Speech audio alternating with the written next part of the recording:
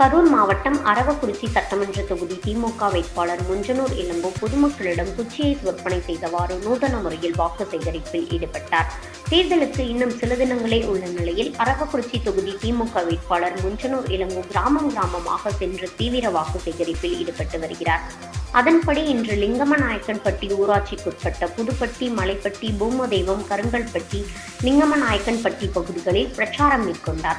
அப்போது கட்சி நிர்வாகிகளை வெயிலில் வாட்டி வதைக்காமலும் அதே நேரம் மக்களை சந்தித்து வாக்கு சேகரிக்கும் வகையில் பூமதெய்வம் பகுதியில் ஐஸ் வண்டியை நிறுத்தி அங்கு வந்த பொதுமக்களிடம் ஐஸ் விற்பனை செய்து வாக்கு சேகரிப்பில் ஈடுபட்டார்.